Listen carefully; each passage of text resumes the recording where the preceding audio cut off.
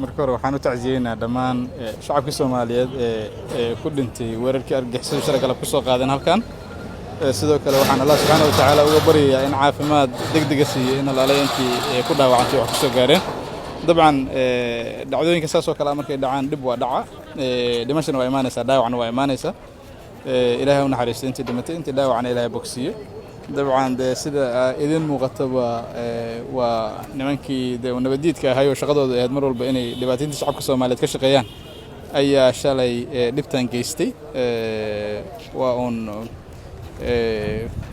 waa niman caadaystay inay shacabka Soomaaliyeed niyad jabiyaan inay mar walba dalka Soomaaliyeed iyo dalka Soomaaliyeed gumaystaan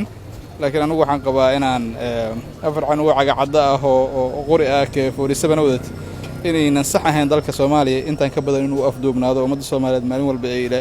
ay sidaan oo kale ugu maadaan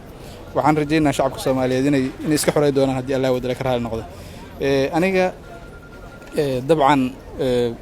waxda niyad jab gaar ah oo ugu leedahay waa ka xumahay runtii waana aad u xanuunsanayaa dhimashadii iyo dhaawacii halkan ka dhacay laakiin igama niyad jabinaysa yani mana dhacdo kastoo aan kugu dhacin sideeda waxa oo kugu dhacdo aan ku dhinsiin waxa la rabaa in adeeg iyo ka qaado ma aha in niyad jabiyaan waana hawshii aan halkan ka haynana waa sii wadaynaa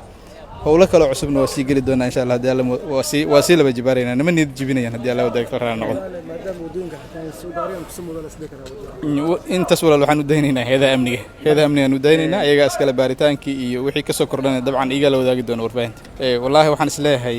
wixii dhacay iyo tirakoobkoodii iyo intaas waxaan u daynaynaa hadii Allah wadaag ka raana noqdo heedaha amniga oo gacanta ku hayay oo ayagu markii hore noo soo gurmaday oo maxaa la dhahaa nimanka cadawga ahaana meeshii ka dadkii shacabka ka badbaadiyay intoodii badneed dabcan in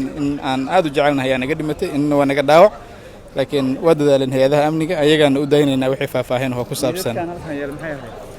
sida la ii sheegay waa nimankii cadawga ahaa ee meesha soo weeraray dabcan waa caruur la qalday oo maskaxdooda la rogay